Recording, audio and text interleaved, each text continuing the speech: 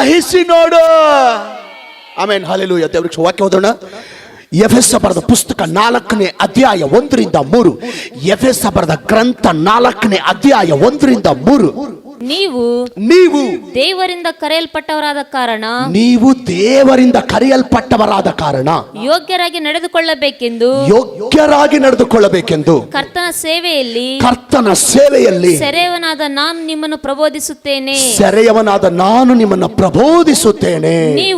ನೀವು ಪೂರ್ಣ ವಿನಯ ಸಾತ್ವಿಕತ್ವಗಳಿಂದಲೂ ದೀರ್ಘ ಶಾಂತಿಯಿಂದಲೂ ಕೂಡಿದವರಾಗಿ ಪ್ರೀತಿಯಿಂದ ಒಬ್ಬರನ್ನೊಬ್ಬರು ಸಹಿಸಿಕೊಳ್ಳಿರಿ.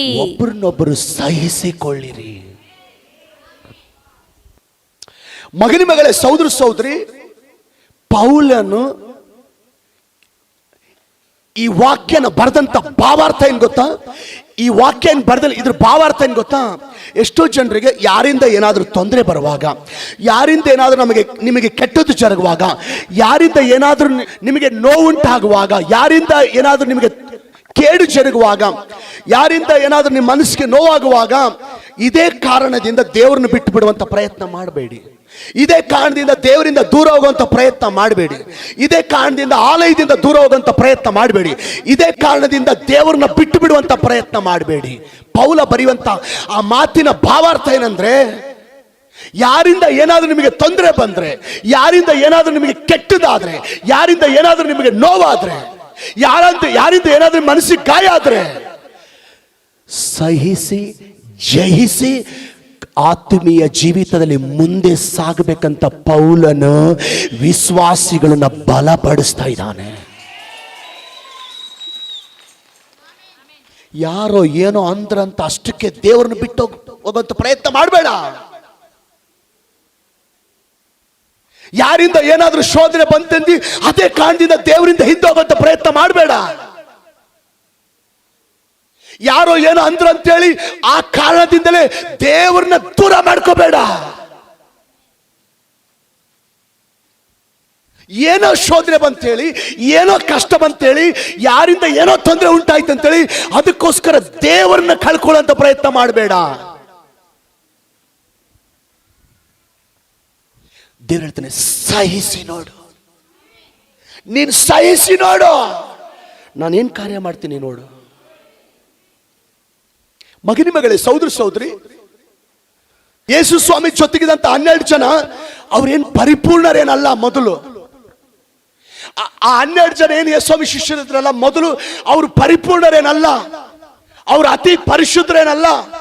ಅವ್ರು ಮಾತು ಯೇಸು ಸ್ವಾಮಿ ನೋವು ಪಡಿಸ್ತವ್ರೆ. ಅವ್ರ ಮಾತಿಗೆ ಯೇಸು ಸ್ವಾಮಿಗೆ ಗಾಯ ಉಂಟು ಮಾಡಿದವರೇ. ಶಿಷ್ಯರು ಎಂತರನ್ನ ಹಾಸ್ಕೊಂಡು ಗೊತ್ತನಮ್ಮ? ಬೆಸ್ತರ್ನ, ಕುರಿ ಕಾಯುವಂತವ್ರನ್ನ, ವಿದ್ಯಾ ಗೊತ್ತಿಲ್ದವ್ರನ್ನ ಅಂತವ್ರನ್ನ ದೇವರು ಆರಿಸ್ಕೊಂಡಿದ್ದಾನೆ. ದೇವರು ಶಿಷ್ಯರ ಕುರಿತಾಗಿ ಏನು ಎಕ್ಸ್ಪೆಕ್ಟೇಷನ್ ಮಾಡಿದನೋ ಆ ಆತ್ಮೀಯತೆ ಅವರಲ್ಲಿ ಕಾಣಲಿಲ್ಲ. ಪ್ರಾರ್ಥನೆ ಮಾಡಕ್ ಕರ್ಕೊಂಡೋದ್ರೆ ನಿದ್ದೆ ಮಾಡಿದ್ದಾರೆ.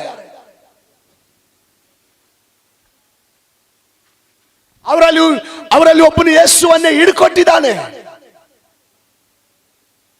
ಯೇಸು ಸ್ವಾಮಿ ತಿರುಗಿ ಎದ್ದು ಬಂದಿದ್ದಾನೆ ಅಂದ್ರೆ ನಂಬಲಿಕ್ಕೆ ಶಿಷ್ಯರ ತಯಾರಿಲ್ಲ. ದೇವರು ಸೇವೆ ಕರೆದ್ರೆ ಸೇವೆಗಂತ ಬಂದು ಮತ್ತೆ ದೇವರನ್ನ ಬಿಟ್ಟು ಸೇವೆ ಬಿಟ್ಟು ಮತ್ತೆ ಹಳೆ ಜೀವಿತ ಸ್ಟಾರ್ಟ್ ಮಾಡಿದ್ದಾರೆ. ಎಷ್ಟೋ ಸಾರಿ ಇವರು ಯೇಸುವನ್ನ ನೋವುಪಡಿಸಿದ್ದಾರೆ. ಎಷ್ಟೋ ಸಾರಿ ಇವರು ಯೇಸು ಸ್ವಾಮಿಗೆ ಗಾಯ ಉಂಟಾಗಿ ಮಾಡಿದ್ದಾರೆ. ಆದರೆ ಅವರು ಅಷ್ಟು ನೋವು ಉಂಟಾಗುವಂತೆ ಮಾಡಿದ್ರು, ಗಾಯ ಉಂಟಾಗುವಂತೆ ಮಾಡಿದ್ರು, ಮಾತಿಗೆ ಏಸಯ್ಯ ನೋವು ಪಡಿಸಿದ್ರು. ನನ್ನ ಸತ್ಯವೇದ ಹೇಳುತ್ತೆ, ಏಸಯ್ಯ ಅವ್ರ ಮೇಲೆ ಕೋಪ ಪಡಲಿಲ್ಲ, ಏಸಯ್ಯ ಅವ್ರ ಮೇಲೆ ಸಿಟ್ಟ ಆಗಲಿಲ್ಲ, ಏಸಯ್ಯ ಅವ್ರ ಮೇಲೆ ಏಸಯ್ಯವನ್ನು ತಿರುಗಿ ದೂಷಿಸಲಿಲ್ಲ, ಏಸಯ್ಯ ಅವ್ರನ್ನ ದ್ವೇಷಿಸಲಿಲ್ಲ. ಏಸಯ್ಯ ಸಹಿಸಿದಾನೆ, ಏಸಯ್ಯ ಸಹಿಸಿದಾನೆ. ಅಮ್ಮ, ಒಂದು ಮಾತು ಹೇಳ್ತೀನಿ, ಇವಾಗ ಈ ಮಾತು ಕೇಳಿ ನಿಮ್ ತಲೆ ಕೆಟ್ಟೋದ್ರೆ ಆಮೇಲೆ ಹೇಳ್ಬೇಕು. ಏಸಯ್ಯಗೆ ಶಿಷ್ಯರು ಅಷ್ಟು ತೊಂದರೆ ಕೊಟ್ಟರು, ಮಾತಿಗೆ ನೋವು ಪಡಿಸಿದ್ರು, ಏಸಯ್ಯ ಸಹಿಸ್ದ. ಆ ರೀತಿ ಸಹಿಸಿದ್ರಿಂದ ಏನ್ ಜರುಗಿತು ಗೊತ್ತಾ? ಹೆಂಗೆಂಗೋ ವರ್ತನೆ ಮಾಡುವಂತ ಶಿಷ್ಯರು ಯೇಸುವಿಗೋಸ್ಕರ ಕೊನೆಯವರೆಗೂ ಜೀವಿಸುವಂತೆ, ಪ್ರಾಣ ಕೊಡುವಂತೆ ಕೂಡ ದೇವರವರನ್ನ ಬದಲಾಯಿಸಿದಾನೆ. Alleluia, alleluia. ಸಹಿಸಿ ಕೇಳಿಸ್ಕೊ, ಏಸಯ್ಯ ಹೇಗೆ ಶಿಷ್ಯರನ್ನ ಸಹಿಸ್ಕೊಂಡು, ಹಾಗೆ ನಿಮ್ಮ ಸ್ನೇಹಿತರ ವಿಷಯದಲ್ಲಿ, ನಿಮ್ಮ ಸಂಬಂಧಿಕರ ವಿಷಯದಲ್ಲಿ, ನಿಮ್ಮ ಅಕ್ಕಪಕ್ಕದವರ ವಿಷಯದಲ್ಲಿ, ನಿಮ್ಮ ಬಂಧುಗಳ ವಿಷಯದಲ್ಲಿ, ಕೆಲವು ವಿರೋಧಿಗಳ ವಿಷಯದಲ್ಲಿ ನೀನು ಸಹಿಸ್ಕೊಳ್ಳಿಕ್ಕೆ ರೆಡಿ ಆದ್ರೆ, ನಿಮ್ಮ ಗಂಡನ ವಿಷಯದಲ್ಲಿ ನೀನು ಸಹಿಸ್ಕೊಳ್ಳಿಕ್ಕೆ ರೆಡಿ ಆದ್ರೆ, ನಿಮ್ಮ ಹೆಂಡತಿ ವಿಷಯದಲ್ಲಿ ನೀನು ಸಹಿಸ್ಕೊಳ್ಳಿಕ್ಕೆ ರೆಡಿ ಆದ್ರೆ, ಅಣ್ಣ ತಮ್ಮಂದ್ರ ವಿಷಯದಲ್ಲಿ ಸಹಿಸ್ಕೊಳ್ಳಿಕ್ಕೆ ರೆಡಿ ಆದ್ರೆ, ಹೆಂಗೆಂಗೋ ವರ್ತನೆ ಮಾಡುವ ಶಿಷ್ಯರನ್ನ ಬದಲಾಯಿಸಿದ ದೇವರು ನೀನ್ ಸಹಿಸ್ಕೊಳ್ಳಿಕ್ಕೆ ರೆಡಿ ಆದ್ರೆ, ಹೆಂಗೆಂಗ ವರ್ತನೆ ಮಾಡುವ ನಿನ್ನ ಗಂಡನನ್ನ, ಹೆಂಗೆಂಗ ವರ್ತನೆ ಮಾಡುವ ನಿನ್ನ ಹೆಂಡತಿಯನ್ನ, ಹೆಂಗೆಂಗ ವರ್ತನೆ ಮಾಡುವ ನಿಮ್ಮ ಸಂಬಂಧಿಕರನ್ನ, ಹೆಂಗೆಂಗ ವರ್ತನೆ ಮಾಡುವ ನಿಮ್ಮ ಮಕ್ಕಳನ್ನ, ಹೆಂಗೆಂಗ ವರ್ತನೆ ಮಾಡುವ ನಿಮ್ಮ ಸ್ನೇಹಿತರನ್ನ, ನಿಮಗೆ ಮನಸ್ಸು ನೋವು ಉಂಟಾಗುವಂತೆ ಮಾಡುವ ಕೆಲವು ಜನರನ್ನ ದೇವರು ಯೇಸಯ್ಯ ತರ ಅವರನ್ನ ಬದಲಾಯಿಸುವವನಾಗಿದ್ದಾನೆ. ಸಹಿಸಿ ಸಹಿಸಿ ಸಹಿಸಿ ಸಹಿಸೋದ್ರಲ್ಲಿ ಬಹಳ ಪವರ್ ಇದ್ದಾರೆ, ಸಹಿಸೋದ್ರಲ್ಲಿ ದೊಡ್ಡ ಶಕ್ತಿ ಇದ್ದಾರೆ. ನನ್ನ ಏಸಯ್ಯ ಸಹಿಸಿದನ್ರೆ. ಒಂದ್ಸಾರಿ ನಮ್ಮ ಆರಾಧನೆಗೆ ಹೊಸದಾಗಿ ಒಬ್ಬ ವ್ಯಕ್ತಿ ಬಂದಿದ್ದಾರೆ. ನಾನು ಹೊಸ ಮುಖ ಅಂತೇಳಿ ಪ್ರಾರ್ಥನೆ ಮಾಡಕ್ಕಂತ ಬಂದಾಗ, ನಾನು ಹೊಸ ಮುಖ ಅಂತ ನೋಡಿ, ಬ್ರದರ್ ಯಾವ್ರು ನಿಮ್ದಂದೆ ಅಂತ ಹೇಳ್ದ. ಸಾರ್, ನಾನು ಭಯಂಕರವಾದಂತ ಕೆಟ್ಟ ವ್ಯಕ್ತಿ ಸಾರ್, ನಾನು ಬಹಳ ದೊಡ್ಡ ಕುಡುಕ ಸಾರ್, ನಾನು ಬಹಳ ಕೋಪಿಷ್ಟ ಸಾರ್, ನನ್ನ ಹೆಂಡ್ತಿನ ಹೆಂಗೆ ಹೊಡಿತಾ ಇದೆ ಅಂದ್ರೆ ಸಾಯಂಗ್ ಹೊಡಿತಾ ಇದೆ ಸಾರ್. ಒಂದು ಸಣ್ಣ ನೆವ ಸಿಕ್ಕರೆ ಸಾಕು, ಒಂದು ಸಣ್ಣ ಕಾರಣ ಸಿಕ್ಕರೆ ಸಾಕು, ಯಾವುದೋ ಕಾರಣನ ತಗೊಂಬಂದು ನನ್ನ ಹೆಂಡ್ತಿನ ಸಾಯಂಗ್ ಹೊಡಿತಾ ಇದ್ದೆ ಸಾರ್. ಕೈಗೆ ಕಟ್ಟಿಗೆ ಸಿಕ್ಕರೆ ಕಟ್ಟಿಗೆ ತಕೊಂಡು ಹೊಡಿತಾ ಇದ್ದೆ, ಬೆಲ್ಟ್ ಸಿಕ್ಕರೆ ಬೆಲ್ಟ್ ತಕೊಂಡು ಹೊಡಿತಾ ಇದ್ದೆ, ಬ್ಯಾಟ್ ಸಿಕ್ಕರೆ ಬ್ಯಾಟ್ ತಕೊಂಡು ಹೊಡಿತಾ ಇದ್ದೆ, ಕೈಗೆ ಏನ್ ಸಿಗುತ್ತಾ ಕೋಪದಲ್ಲಿ ಅದನ್ನ ತಕೊಂಡು ಹೊಡಿತಾ ಇದ್ದೆ ಸಾರ್. ನನ್ನ ಹೆಂಡ್ತಿಗೆ ನಾನು ಎಷ್ಟು ಹೀನಾಮಾನವಾಗಿ ಮಾತಾಡಿದ್ದೀನಿ ಅಂದ್ರೆ ಸರ್, ಅಷ್ಟು ಕೆಟ್ಟದಾಗಿ ಮಾತಾಡಿದ್ದೀನಿ ಸಾರ್. ನನ್ನ ಹೆಂಡ್ತಿಗೆ ಎಷ್ಟು ನಾನು ಟಾರ್ಚರ್ ಕೊಟ್ಟಿದ್ದೇನೆ ಅಂದ್ರೆ ಅಷ್ಟು ನನ್ನ ಹೆಂಡ್ತಿಗೆ ಟಾರ್ಚರ್ ಕೊಟ್ಟಿದ್ದೇನೆ ಸರ್. ಬಹಳ ದ್ವೇಷ ಮಾಡಿದ್ದೀನಿ ಸರ್, ಬಹಳ ದೂಷಿಸಿದ್ದೀನಿ ಸಾರ್. ನಾನು ಇಷ್ಟೆಲ್ಲ ದ್ವೇಷ ಮಾಡಿದ್ರು, ಸಾಯಂಗೆ ಹೊಡೆದ್ರು, ಹೀನಾಮಾನವಾಗಿ ಕೆಟ್ಟದಾಗಿ ಮಾತಾಡಿದ್ರು, ನಾನು ಅನಾರೋಗ್ಯ ಬಂದು ಸೀರಿಯಸ್ ಅಲ್ಲಿ ಬಿದ್ದಾಗ ನಾನು ಎಲ್ಲ ಸ್ಯಾಕ್ರಿ ಮಾಡಿದಾಳು ಸಾರ್. ಅಷ್ಟು ಕೆಟ್ಟದಾಗಿ ಮಾತಾಡಿದ್ರು, ಸಾಯಂಗ್ ಹೊಡೆದ್ರು, ಒಂದು ಮಾತು ತಿರುಗಿ ಮಾತಾಡಿಲ್ಲ ಸಾರ್, ಒಂದು ಮಾತು ಮಾತಾಡಿಲ್ಲ ಸಾರ್. ಇವತ್ತು ನಾನು ದೇವರ ಆಲಯದಲ್ಲಿ ಬಂದು ನಿಂತ್ಕೊಂಡಿನಂದ್ರೆ ನನ್ನ ಹೆಂಡತಿಯ ಸಹನೆಯೇ ನನ್ನ ಈ ಆಲಯ ಕರ್ಕೊಂಡ್ ಬಂದಿದೆ ಸಾರ್. ಮಗನೇ, ಮಗಳೇ, ಸಹೋದರ ಸಹೋದರಿ, ಯೇಸು ನಾಮದಲ್ಲಿ ದೇವಶೋತ್ರ. ಕೆಲವು ಜನ ನಿಮಗೆ ದ್ವೇಷ ಮಾಡ್ತಾ ಇರಬಹುದು, ಕೆಲವು ಜನ ನಿಮ್ಮನ್ನು ದೂಷಿಸ್ತಾ ಇರಬಹುದು, ಕೆಲವು ಜನ ನಿಮ್ಮ ಮೇಲೆ ಸಿಟ್ಟುಕೊಳ್ತಾ ಇರಬಹುದು, ಕೆಲವು ಜನ ನಿಮ್ಮ ಮೇಲೆ ಕಕ್ಷ ಭೇದ ಮಾಡ್ತಾ ಇರಬಹುದು.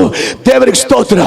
ಇವತ್ತು ನೀನು ದ್ವೇಷಕ್ಕೆ ಪ್ರತಿಯಾಗಿ ದ್ವೇಷ ಮಾಡದೆ, ದೂಷಿಸುವುದಕ್ಕೆ ಪ್ರತಿಯಾಗಿ ತಿರುಗಿ ದೂಷಿಸದೆ, ಅವರು ಕಕ್ಷ ಭೇದ ಇಟ್ಕೊಂಡ್ರಂತ ನೀನು ತಿರುಗಿ ಕಕ್ಷ ಭೇದ ಇಟ್ಕೊಳ್ದೆ, ಅವ್ರ ಮೇಲೆ ಸಿಟ್ಟುಗೊಳ್ದೆ ಸಿಟ್ಟನ್ನು ಅಣಗಿಸಿಕೊಂಡ್ರೆ, ಸಹಿಸಿದ್ರೆ, ಒಂದು ಮಾತು ಹೇಳ್ತೀನಿ, ದೇವರಿಂದ ದೂರ ಆಗಿರುವ ನಿನ್ನ ಗಂಡ, ದೇವರಿಂದ ದೂರ ಆಗಿರುವ ನಿನ್ನ ಹೆಂಡತಿ, ದೇವರಿಂದ ದೂರ ಆಗಿರುವ ನಿನ್ನ ಮಕ್ಕಳು, ದೇವರಿಂದ ದೂರ ಆಗಿರುವ ನಿಮ್ಮ ಸಂಬಂಧಿಕರು, ನೀನು ಸಹಿಸಲಿಕ್ಕೆ ರೆಡಿ ಆದ್ರೆ, ಕ್ಷಮಿಸಲಿಕ್ಕೆ ರೆಡಿ ಆದ್ರೆ, ನಿಮಗೆ ನೋವುಂಟು ಮಾಡಿದವರಿಗೋಸ್ಕರ ಪ್ರಾರ್ಥನೆ ಮಾಡಲಿಕ್ಕೆ ರೆಡಿ ಆದರೆ, ನೀರಿನ ಒಳಗಿರುವ ಮೀನನ್ನ ಕಾಣಾಕಿ ಹೆಂಗೆ ಎಳಿತಾರ, ಆ ದೂರ ಹೋದವರನ್ನ ದೇವರ ತನ್ನ ಕಡೆಗೆ, ಆಲಯದ ಕಡೆಗೆ ಎಳಿತಾರೆ.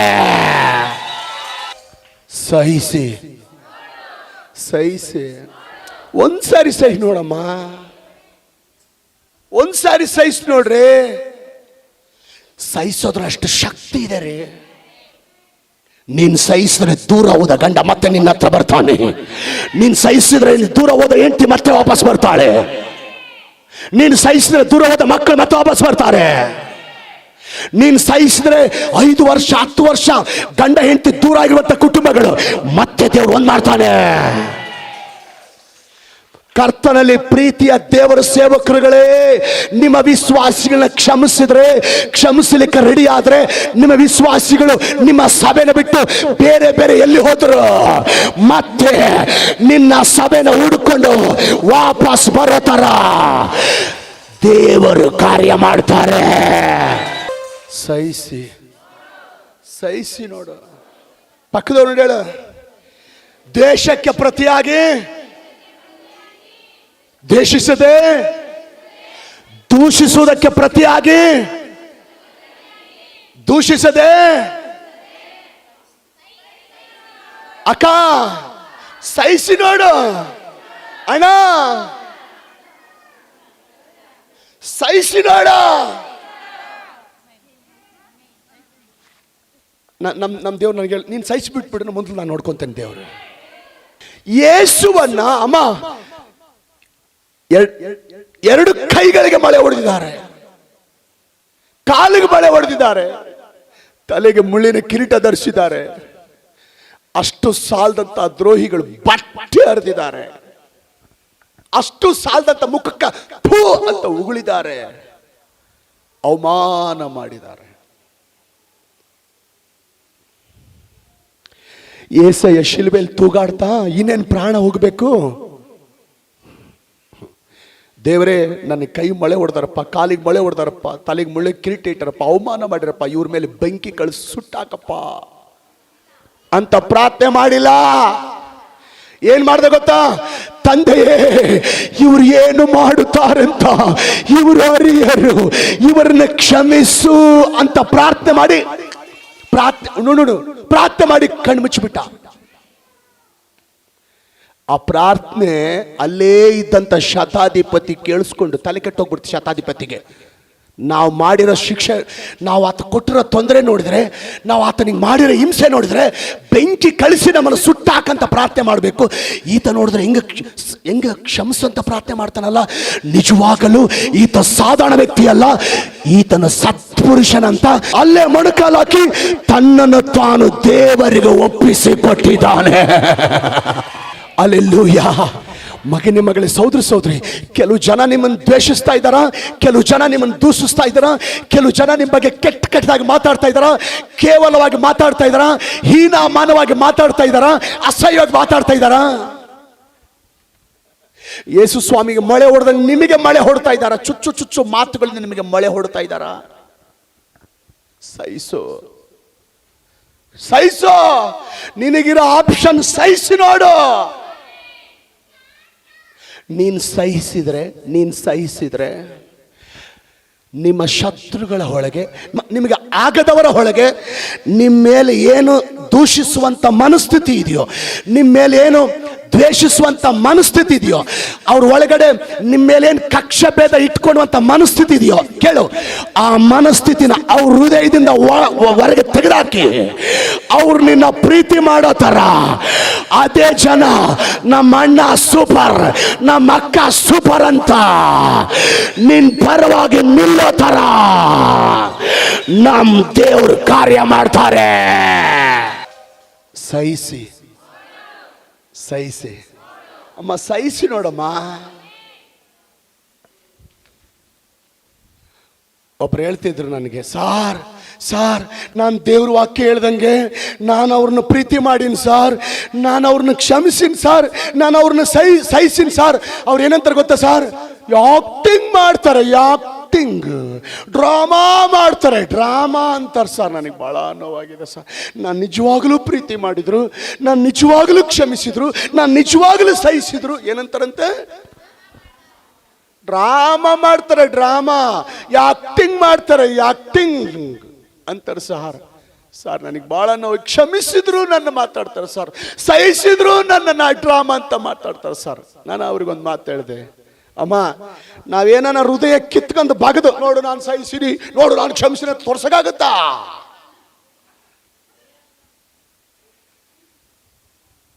ನೀನು ಅಂತರಂಗದಲ್ಲಿ ಅವ್ರನ್ನ ಸಹಿಸಿದೆಯಂತ, ಅಂತರಂಗದಲ್ಲಿ ಕ್ಷಮಿಸಿದೆಯಂತ ಪರಲೋಕದ ತಂದೆ ನೋಡಿ, ಅವ್ರು ನೋಡಿ ಕ್ಷಮಿಸ್ತಾ ಇಲ್ಲ ನಾವು. ಯಾರು ನೋಡಿ ಅಮ್ಮ? ದೇವರು ನೋಡಿ. ದೇವಶೋತ್ರ ಅಂತರಂಗದಲ್ಲಿ ನೀನು ಕ್ಷಮಿಸಿದೆಯಂತ, ಪ್ರೀತಿಸಿದೆಯಂತ, ಸಹಿಸಿದೆಯಂತ ದೇವರು ನೋಡಿ, ಅಂತರಂಗದಲ್ಲಿ ನೋಡುವ ತಂದೆ ನಿನಗೆ ಫಲ ಕೊಡುತ್ತಾನೆ. Praise the lord. ಮಗನ ಮಗಳೇ, ಸೌದು ಸೋದರಿ, ನಾನು ಪ್ರಾರಂಭದಲ್ಲಿ ಸೇವ್ ಮಾಡುವಾಗ ಕೆಲವು ಜನ ನನ್ನ ಮುಂದೆ ಬಿಟ್ಟು ಹಿಂದೆ ಮಾತಾಡ್ತಿದ್ರು, ನನ್ನ ಮುಂದೆ ಬಿಟ್ಟು ಹಿಂದೆ ಆಡ್ಕೊಳ್ತಿದ್ರು, ನನ್ನ ಮುಂದೆ ಬಿಟ್ಟು ಹಿಂದೆ ಏನೇನೋ ಸಂಗತಿಗಳು ಮಾತಾಡ್ತಿದ್ರು. ಕೆಲವು ಜನರ ಮೂಲಕ, ಕೆಲವು ವಿಶ್ವಾಸಿಗಳ ಮೂಲಕ ನನಗೆ ಕಿವಿಗೆ ಬಡಿಯೋದು. ನನಗೆ ಭಾಳ ನೋವಾಯಿತು, ಭಾಳ ನೋವಾಗ್ತಿತ್ತು ನನಗೆ. ನಿಜವಾಗ್ಲೂ ಒಂದೊಂದು ಸಾರಿ ಆ ನೋವು ತಾಳಾರ್ದೆ ಹತ್ತಿದಿನ ಸಹ. ಆದರೆ ಅದೇ ಜನ, ನನ್ನನ್ನು ದೂಷಿಸಿದ ಜನ, ನನ್ನ ಬಗ್ಗೆ ಇಲ್ಲ ಸಲ್ಲದ ಮಾತುಗಳನ್ನು ಮಾತಾಡಿದಂಥ ಜನ, ನನ್ನನ್ನು ಆರೋಪ ಮಾಡಿದಂಥ ಜನ ನನ್ನ ಮುಂದೆ ಬಂದು ಪ್ರೈಸ್ ದ ಲಾರ್ಡ್ ಹೇಳುವಾಗ ನಿಜವಾಗಲೂ ಒಂದು ಸ್ವಲ್ಪ ಕೂಡ ಅವ್ರ ಮೇಲೆ ಬೇಸರ ತೋರಿಸ್ದಂಗೆ ನಕ್ ಅಂತಾನೆ ಮಾತಾಡಿ, ಒಳಗಡೆ ನೋವಿದ್ರು ಕೂಡ, ಅಳುವಂಥ ಒಂದು ಪರಿಸ್ಥಿತಿ ಇದ್ರು ಕೂಡ ನಕ್ ಅಂತಾನೆ ಮಾತಾಡಿ ಸಂತೋಷವಾಗಿ ಮಾತಾಡಿ ಕಳಿಸಿನಿ. ಕೆಲವು ವಿಶ್ವಾಸಿಗಳು ಬಂದು, ಸರ್ ಅವ್ರು ನಿಮಗೆ ಮಾತಾಡಿರ ಅಂತ ಹೇಳಿದ್ರೆ ಮತ್ತೆ ಅವ್ರ ಹತ್ರ ನಕ್ ಅಂತ ಎಷ್ಟು ಜನ ಮಾತಾಡಿರಲ್ಲ ಸರ್ ಅಂತ. ನನ್ನ ದೇವ್ರು ಹೇಳ್ಕೊಟ್ಟದ್ದು ಸಹಿಸು, ನೀನು ಸಹಿಸು. ಇವತ್ತಿಗೂ ನಾನು ಹೋಗಿ ಅವ್ರ ಹತ್ರ ಕೇಳಿಲ್ಲ, ಇವತ್ತಿಗೂ ಹೋಗಿ ನಾನು ಕೇಳಿಲ್ಲ ಅದು ಶೋತ್ ನನ್ನ ಬಗ್ಗೆ ಯಾಕೆ ಹಿಂಗೆ ಮಾತಾಡಿರಂತ. ಇವತ್ತಿಗೆ ಗೊತ್ತಿಲ್ಲ ಅವ್ರಿಗೆ, ಇವತ್ತಿಗೆ ಗೊತ್ತಿಲ್ಲ. 20 ವರ್ಷ ಆಯಿತು. ಆದರೆ ಒಂದು ಮಾತು ಹೇಳಿಲ್ಲ ದೇವಶೋತ್ರ, ಅವ್ರ ಹತ್ರ ಸಹಿಸೆ ಮಾತಾಡುವಾಗ ದೇವಶೋತ್ರ ನಾನು ಸಹಿಸಿದ್ದಕ್ಕೆ ಜರುಗಿದ್ದೇನೆ ಗೊತ್ತಾ? ದೇವರು ನನ್ನನ್ನು ಬಾಲವಾಗಿಟ್ಟಿಲ್ಲ, ದೇವರು ನನ್ನನ್ನು ತಲೆಯಾಗಿಟ್ಟಿದ್ದಾನೆ. ಸಹಿಸಿ ಇವತ್ತು ಗ್ಯಾರಂಟಿ ಸಹಿಸ್ತಾರೆ, ನನಗೆ ಗೊತ್ತು. ಇನ್ಮೇಲೆ ಸಹಿಸ್ತೀರಿ ನೀವು, ಗೊತ್ತು. ಯಾಕೆಂದ್ರೆ ಸಹಿಸೋರ್ನ ದೇವ್ರು ಬಾಲವಾಗಿಡಲ್ಲ, ಸಹಿಸೋರ್ನ ದೇವ್ರು ಬಾಲವಾಗಿಡಲ್ಲ. ಒಂದು ಮಾತು ಹೇಳ್ತೀನಿ, ನಾನು ಸಹಿಸಿದ್ದೀನಿ ರೀ, ನಾನು ಕ್ಷಮಿಸಿದ್ದೀನಿ ರೀ, ನೋವಿದ್ರು ಒಳಗಿಟ್ಟಿದ್ರು ತೋರಿಸ್ಕೊಂಡಿಲ್ಲ ರೀ, ಯಾಕೆ ಹಿಂಗೆ ಮಾಡ್ತೀರಂತ ಹೋಗಿಲ್ಲ ರೀ. ನನ್ನ ದೇವ್ರು ಹೇಳ್ದ, ನೀನು ಸಹಿಸು. ನಾನು ಸಹಿಸಿದ್ದೀನಿ. ದೇವರು ಇವತ್ತು ನನ್ನನ್ನು ತಲೆಯಾಗಿಟ್ಟಿದ್ದಾನೆ. ನಿನ್ನ ಗಂಡನನ್ನ ಸಹಿಸು, ನಿನ್ನ ಹೆಂಡ್ತಿನ, ನಿಮ್ಮ ಮಕ್ಕಳನ್ನ, ಜೊತೆ ವಿಶ್ವಾಸಿನ, ಜೊತೆ ಕುಟುಂಬನ, ಜೊತೆ ಸ್ನೇಹಿತನನ್ನ, ಸಭೆನ. ಯಾರಾದ್ರೂ ನೋವುಂಟು ಮಾಡಿದ್ರೆ ಮಾಡ್ತೀನಿ ತಡಿ, ಆಕಿಗೆ ಸರಿಯಾಗಿ ಮಾಡ್ತೀನಿ ತಡಿ, ಅವನಿಗೆ ಸರಿಯಾಗಿ ಟೈಮ್ ಬರಲಿ. ಸಹಿಸಮ್ಮ. ಅಮ್ಮ, ಸಹಿಸರಿಗೆ ಬರೀ ಲೋಕದ ಆಶೀರ್ವಾದ ಅಲ್ಲ, ದೇವರು ಹೇಳ್ತಾನೆ, ಸಹಿಸುವವರಿಗೆ ನಾನು ಪರಲೋಕನೇ ಕೊಟ್ಬಿಡ್ತೇನೆ.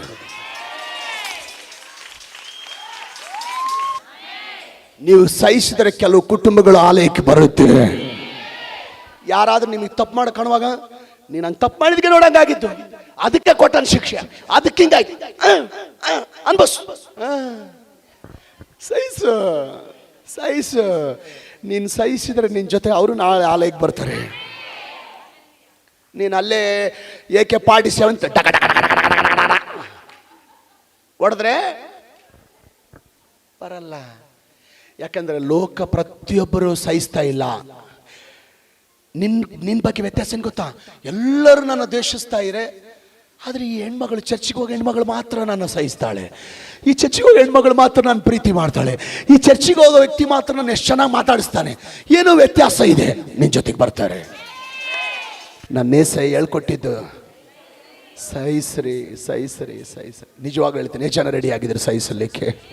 ನೀವು ಸಹಿಸಲಿಕ್ಕೆ ರೆಡಿ ಆದರೆ ನೀವು ನಂಬುತ್ತೀರಲ್ಲ ಗೊತ್ತಲ್ಲ, ನೀವು ಊಹಿಸಿದ್ದಕ್ಕಿಂತ ಹೆಚ್ಚಾಗಿ, ಅಂದುಕೊಂಡಿದ್ದಕ್ಕಿಂತ ಹೆಚ್ಚಾಗಿ, ಆಲೋಚಿಸಿದ್ದಕ್ಕಿಂತ ಹೆಚ್ಚಾಗಿ ನಿರೀಕ್ಷೆಗೆ ಮೀರಿ ನಾನ್ ದೇವರು ನಿನ್ನ ಕುಟುಂಬನ ಮೇಲೆ ಎತ್ತುತ್ತಾನೆ. ಮಡ್ಕಲಕೋಣ. Thank you Jesus. ಹಲ್ಲೆಲೂಯಾ. ಕೃಪಾ ಸತ್ಯ ಸಂಪೂರ್ಣನಾಗಿರುವ ನಮ್ಮ ಸರ್ವಶಕ್ತನಾದ ತಂದೆಯಾದ ದೇವ, ಏಸೈಗೆ ಕೈಗೆ ಮಳೆ ಹೊಡೆದ್ರು, ಕಾಲಿಗೆ ಮಳೆ ಹೊಡೆದ್ರು, ತಲೆಗೆ ಮುಳ್ಳಿನ ಕಿರೀಟ ಇಟ್ರು, ಬಟ್ಟೇರಿದ್ರು, ಮುಖಕ್ಕೆ ಉಗುಳಿದ್ರು, ಅವಮಾನ ಮಾಡಿದ್ರು. ಅಷ್ಟೆಲ್ಲ ಮಾಡಿದ್ರು. ಅಮ್ಮ, ದೇವ್ರು ಮಾಡಿದ್ದೇನು ಗೊತ್ತಾ? ತಂದೆಯೇ, ಇವರೇನು ಮಾಡುತ್ತಾರೋ ಇವ್ರಿಗೆ ಅರಿಯರು, ಇವರನ್ನು ಕ್ಷಮಿಸು. ದೇವರು ಆ ಶತ್ರುಗಳು ಮಾಡಿದ ಎಲ್ಲವನ್ನ ಕ್ಷಮಿಸಿದನು, ಸಹಿಸಿದನು.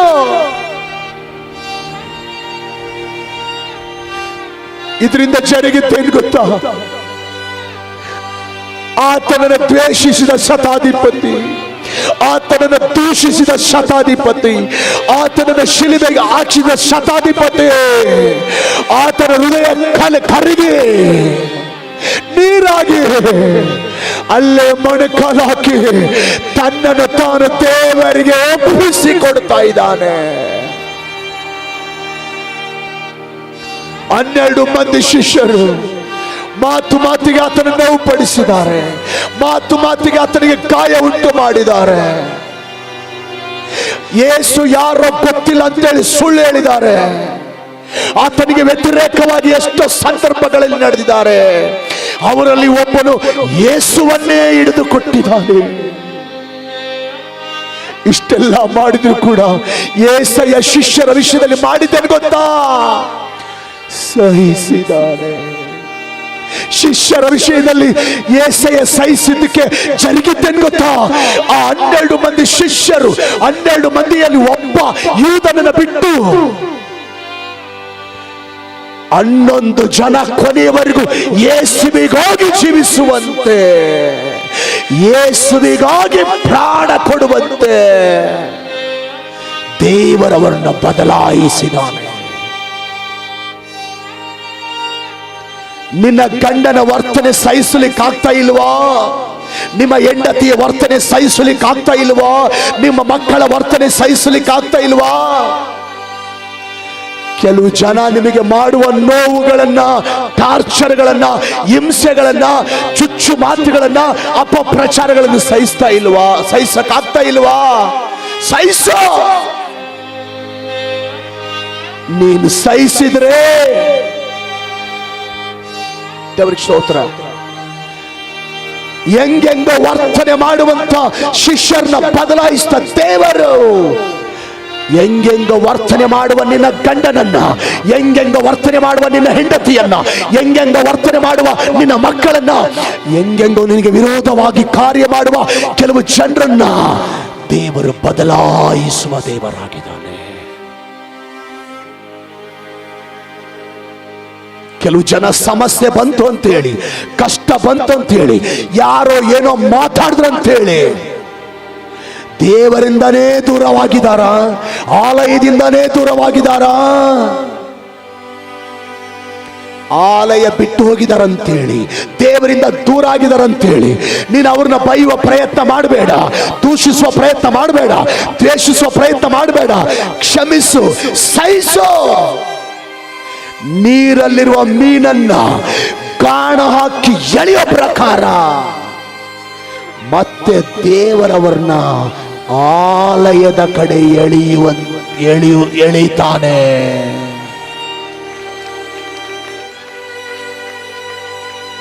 ಕೈಗಳೆತ್ತಿ ಹೇಳು, యేసయ్య ಸಹಿಸ್ತೇನಪ್ಪ, ಜಯಿಸ್ತೇನಪ್ಪ. ಈ ಯೂಟ್ಯೂಬ್ ಅಲ್ಲಿ ಯಾರ್ಯಾರು ಈ ವಾಕ್ಯಗಳನ್ನು ಕೇಳಿಸ್ಕೊಳ್ತಾ ಇದ್ದಾರೋ, ಯಾರ್ಯಾರಿಂದ ನೋವುಂಟಾಗಿ, ಯಾರ್ಯಾರಿಂದ ದೇವರ ಸ್ತೋತ್ರ ಸೋತು ನಲಿಗಿ ಹೋಗಿ ದೇವರಿಂದ ದೂರ ಆಗಿದ್ದಾರೋ, ಆಲಯದಿಂದ ದೂರ ಆಗಿದ್ದಾರೋ, ಪ್ರಾರ್ಥನೆಯಿಂದ ದೂರ ಆಗಿದ್ದಾರೋ, ಕೆಲವು ಜನರ ವಿಷಯದಲ್ಲಿ ಅವರು ಕೊಡುವ ನೋವುಗಳಿಂದ, ಅವರು ಕೊಡುವ ಬಾಧೆಗಳಿಂದ ಸಾಕಾಗಿ ನಲುಗಿ ಹೋಗಿದಾರೋ. ಸಹಿಸುವಂತ ಮನಸ್ಸು ಕೊಟ್ಟು, ಕ್ಷಮಿಸುವಂತ ಮನಸ್ಸು ಕೊಟ್ಟು, ಅಯ್ಯ ಯಾರು ದೂಷಿಸ್ತಾ ಇದ್ದಾರೋ, ದ್ವೇಷಿಸ್ತಾ ಇದ್ದಾರೋ, ಮತ್ತೆ ಅವರನ್ನ ಕ್ರಿಸ್ತನ ಕಡೆ ಎಳೆಯುವಂತ ದೇವರೇ ನೀನು ಕಾರ್ಯ ಮಾಡು. ಸಹಿಸುವವರನ್ನ ದೇವರು ಬಾಲವಾಗಿ ಅಲ್ಲ, ತಲೆಯನ್ನಾಗಿ ಇಡ್ತಾನಂತ ಆ ಸತ್ಯವನ್ನು ನಿನ್ನ ಮಕ್ಕಳು ತಿಳ್ಕೊಳ್ಳುವಂತೆ ಸಹಾಯ ಮಾಡು. ನಾನು ಸಹಿಸಿದ್ದಕ್ಕೆ ಇವತ್ತು ಇಂಥ ಸ್ಥಿತಿಯಲ್ಲಿ ಇದೀನಂತ ಸಾಕ್ಷಿ ಕೊಡುವಂತೆ ಸಹಾಯ ಮಾಡು ದೇವರೇ. ಸ್ತೋತ್ರ. ಯಾರ್ಯಾರು ಕಷ್ಟದಲ್ಲಿ ಬಂದಿದ್ದಾರೋ, ಕಣ್ಣೀರಲ್ಲಿ ಬಂದಿದ್ದಾರೋ, ದುಃಖದಲ್ಲಿ ಬಂದಿದ್ದಾರೋ, ಅನಾರೋಗ್ಯದಲ್ಲಿ ಬಂದಿದ್ದಾರೋ, ವೇದನೆಯಲ್ಲಿ ಬಂದಿದ್ದಾರೋ, ಕಾಯಿಲೆಗಳಲ್ಲಿ ಬಂದಿದ್ದಾರೋ, ಮಾಟಮಂತ್ರ ಸಮಸ್ಯೆಗಳಲ್ಲಿ ಬಂದಿದ್ದಾರೋ, ದ್ವೇಷದ ಮನಸ್ಥಿತಿ, ದೂಷಿಸುವ ಮನಸ್ಥಿತಿಯಲ್ಲಿ ಬಂದಿದ್ದಾರೋ, ಈಗಲೇ ಅದನ್ನು ಹೊರಗಾಕಿ ಸಹಿಸುವ ಮನಸ್ಥಿತಿಯನ್ನು ಹೊಂದಿಕೊಂಡು ಹೋಗಲಿಕ್ಕೆ ಸಹಾಯ ಮಾಡು. ಪ್ರಾರ್ಥನೆ ಕೇಳಿದಕ್ಕಾಗಿ ಸ್ತೋತ್ರ, ಮುಟ್ಟಿದ್ದಕ್ಕಾಗಿ ಸ್ತೋತ್ರ. ಎಲ್ಲ ಮಹಿಮೆ ನಿಮಗೆ ಸಲ್ಲಿಸ್ತೇನೆ. ಯೇಸು ನಾಮದಲ್ಲಿ ಪ್ರಾರ್ಥಿಸ್ತೇವೆ ಕರ್ತನೆ. ಆಮೇನ್, ಆಮೇನ್.